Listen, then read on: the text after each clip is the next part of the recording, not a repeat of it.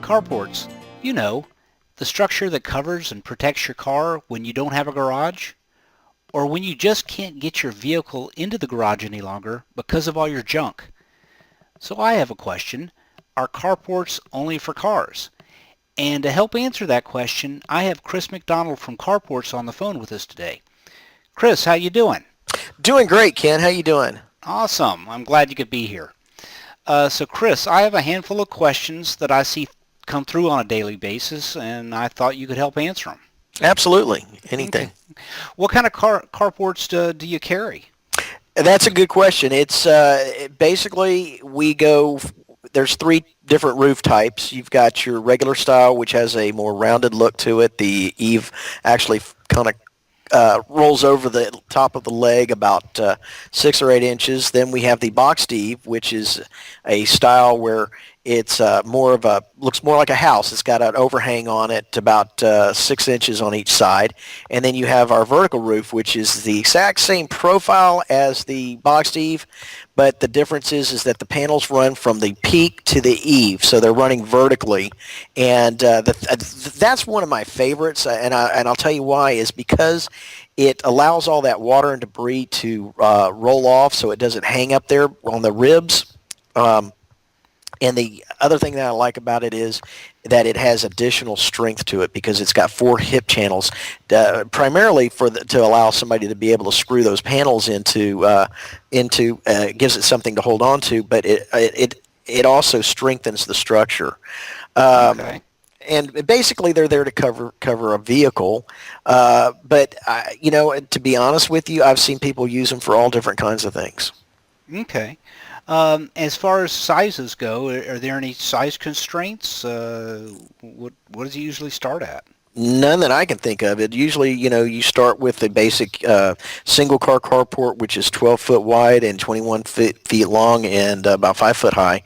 It can actually go smaller than that. The biggest I've seen as far as a carport, you go all the way up to triple wide. That's 36 feet wide, and 30 feet wide, and goes up to 60, 70, 80 feet long. Oh wow. So Yeah. really, it sounds like it's really customizable. You can pretty much the client can get whatever they're really wanting. Exactly. One of the favorite uses of these is for RVs, recreational vehicles or motorhomes.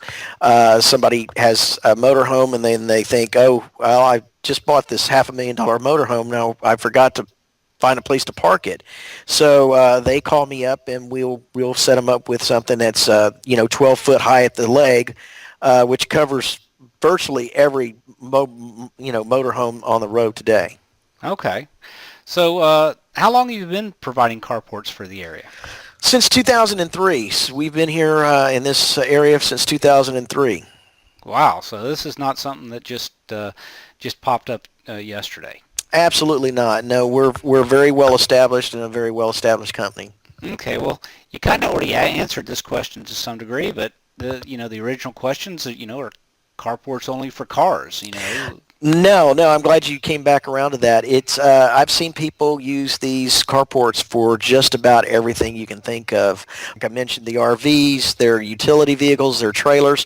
One of my favorites, if you can indulge me for just a second, one of my favorite carports that we have, it's got a storage area in front of it.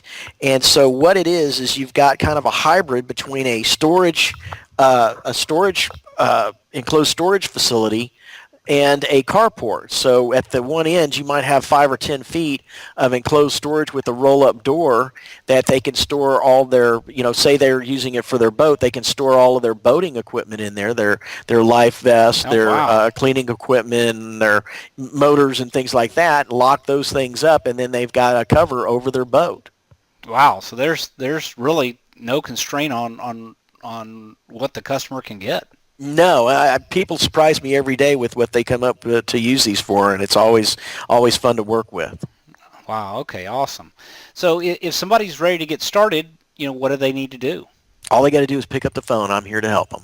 Okay. Well, fantastic. And you'll be able to give them, advice, rate quotes, and all of that, All of just right that over and the more. phone. Yeah, Okay. all of that over the phone.